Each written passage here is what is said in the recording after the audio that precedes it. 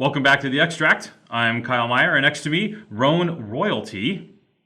Is that too strong? No, it's fine. Okay, I like a man with confidence. This is awesome. This is Fabrice Delorme from Domaine de la Mordorée. And unless you've been living under a rock, you know that Domaine de la Mordorée is one of the premier producers of Rhone Valley wines. Incredible work across a multitude of terroirs. And, the funny thing is, you guys got started a little late in the game, huh? Back in the 90s? Yes. Right? So there was a lot of producers ahead of you. Mm-hmm. A lot. Yeah. So how did the story start? So, because starting up in the 90s is kind of, not so many producers do that. Exactly. Well, we started in 1986, so close from the 90s. Mm-hmm. And what we have been doing is that we have been always looking for the best in each appellation. So try to think that maybe we could improve the quality and not following exactly what was doing the grandfather or the grandfather and so and asking ourselves what can I do to improve whatever on the quality on the wines. So it can be on Tavel, can be on Lirac. At the time we had only Tavel and Lirac and Côte-du-Rhône. And then lately we bought in '89 the first plot in Châteauneuf-du-Pape.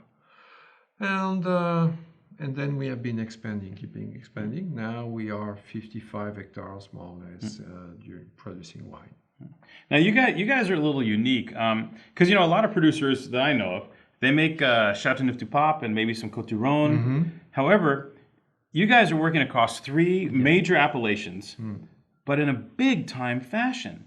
You're not just making okay versions of Lirac, Tavel, and Châteauneuf-du-Pape. We try. You're making world-class, the best versions from these three. You're trend-setting in these three appellations.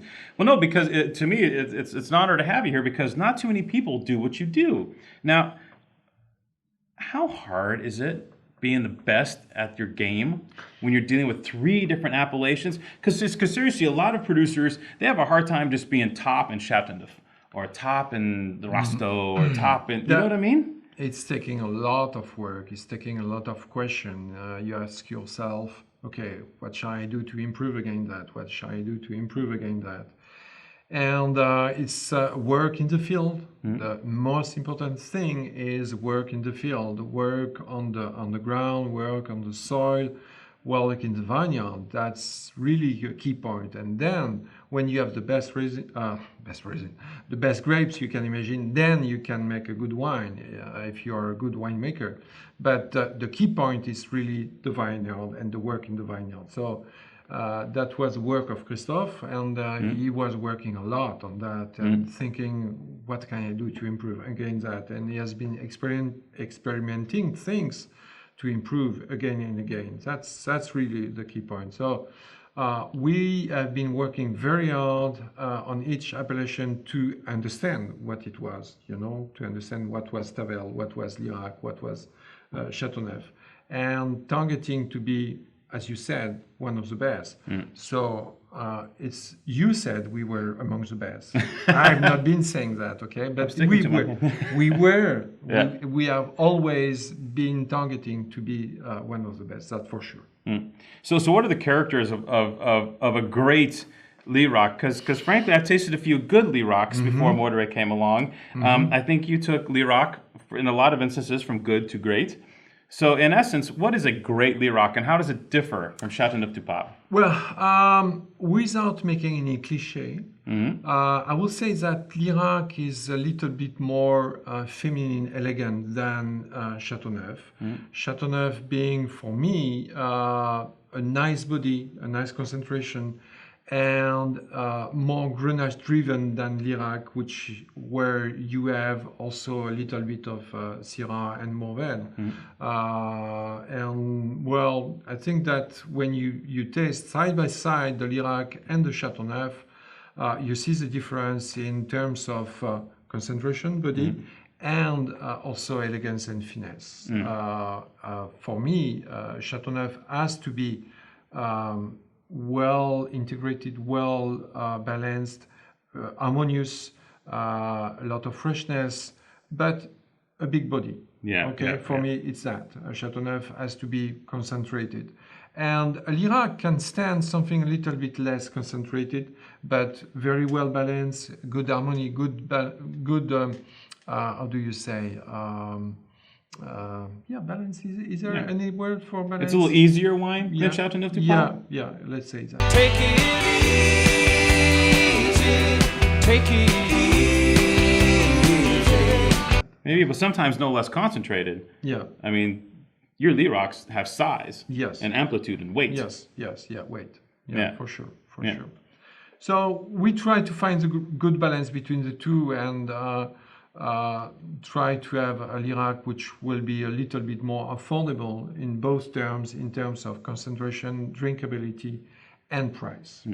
And just to be clear for the folks at home, both of the red wines are Grenache based, essentially. How does that work? All of them, all three are Grenache based. We call this area Grenache land or the Kingdom of Grenache. Yeah. And frankly, yes, we have a lot of Grenache in this area for sure. That's a tradition. I mean, we have always been with that. And for the Lirac, again, there is a little bit of Syrah and a little bit more Syrah, a little bit more Mourvèdre than the others. Right. And the key is to do all this without a lot of oak or new oak getting in the way, right? Yes. You guys are pretty. Yes. You guys pretty much stay away from the wood. Yes, exactly. We work all year long to have the best fruit we can, and that will be stupid to hide it with big makeup, with big vanilla taste, big toast on that. Yeah. Well, we don't like. We don't like when it's too oaky. We don't like when it's too vanilla. We don't like when it's too toasty. Yeah. So we try to avoid that. And so, for example, for the Lirac, there is no new oak at all. Okay. Needless to say, with Tavel there is no oak also, and with the Chateauneuf just a little bit, because I think that the wine can stand a little bit of oak, but most of the time, for example, for this new cuvée we are launching this year, no new oak, only 10% of oak, no new oak. No new oak. Yeah. Yeah. So getting back to the Tavel, what was your first vintage that you guys produced? Yes, the first vintage was 1986, and in fact my mother is from Tavel. My father is from a small village not far away, let's say 8 kilometers from Tavel. And in fact, my mother had some vineyard from her father, and we found lately that we had a very long tradition of making wine since cannot remember exactly when it was. I think it's either 16th or 17th century. A little bit of time. Just a few centuries. Yeah. Jeez. Yeah. Now, at the time, and one of the reasons I ask is, back in the late 80s, there was like one Tavel in America. Okay. You know what I mean? Like Tavel as an appellation was almost non-existent. Oh. So the whole concept of a pink wine, right? And then it was a dry pink wine. Yes. And then it was kind of a pricey dry pink wine. So getting back, when did the whole like Tavel thing start for you, like in America? Was there like some kind of breakthrough moment where people kind of like the lights switched on, or? Yeah, well, it's quite funny because we have always been fan of Tavel and promoting Tavel, and for us it was our roots again, because my mother is from there. We are living in Tavel, and really we have been fighting during years to promote the Tavel and show people what was Tavel really. What is behind her name. And you're right, in the States it's not so long ago that Tavel is seen and well received. It's maybe less than 10 years, I will say. Less than 10 years than Tavel has some recognition. I think all of the Tavel producers have their contribution on this fame, and we have been trying to make the best Tavel we could and show the people that it was more than refreshing wine, easy to go wine, which it is also. Right. It's a nice wine, a lot of fruit, but also you can pair it with a lot of different type of food. And I personally have done a lot of work on that, working with chefs, working with gastronomic bloggers, to show that you can pair it with a lot of different things. It's amazing how versatile is a Tavel in pairing. Well, because it's kind of in the red camp and it's kind of in the white camp. Exactly. And Tavel, I think, as a rosé wine has more substance, maybe Exactly. than most other rosé wines, on purpose. Yeah. And it's a wine which can age also, which is very unknown by people. Can age easily. The good Tavel can age easily 5 to 6 years. And we did a tasting with my brother. And in fact, we have been tasting Tavel from 96, 99, 2000, 2001, up to 2012. And trust me, we were amazed by the quality and the freshness of the wine. And it was so vibrant, you know? Is it you understand this word? Yeah. And lively and plenty of fruit and amazing, frankly amazing. It's like having a treasure and not knowing you had a treasure. You know? Yeah, right. Now, but the key is to make great Tavel. Is the work in the vineyard kind of the same as it is with the Lirac and the Chateauneuf wines? Yes. There's no shortcuts or no, hey, No. grapes. Same work, same hard work in the vineyard, same hard work in the winery. We treat the Tavel like we treat the Chateauneuf and the Lirac. Same way. Yeah. Same process, same deal. process. Well, the quality shows.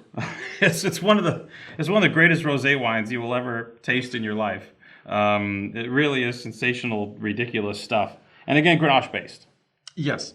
Yeah, Grenache is the heart. Again. Grenache and other grapes like Syrah, Cinsault, Mourvèdre. And we are adding a little of white. Every time you have a Tavel, you have a little bit of white because it's bringing some freshness and some crispiness to the wine and a floral side to the wine. Yeah, you know, one thing I will say there is the white augments the flavor profile of the red grapes, as opposed to some of the some Provençal rosés. They sneak in like some Roll or some white grapes, and it tastes like, hey, who put white wine in my red wine? You know what I mean? Like it has that kind of vibe to it. Here, it's me. The sense is it's perfectly integrated into the finished wine. Yeah. We try to, a good balance between all of them. Yes. You getting all this? This is basically like Southern Rhone 101 with one of the greatest producers like in the history of mankind and stuff. I hope you're taking notes. There will be a test at the end of this. Oh wait, we are at the end. Fabrice Delorme. Thank you. What an honor it is to have you here. Seriously, you guys do straight up legit work and to me are one of the preeminent producers in the Southern Rhone Valley. Thank you. Keep it up. Don't stop. You guys are crushing it. Thank you. All right. Cheers. Cheers. Boom. Boom. Boom.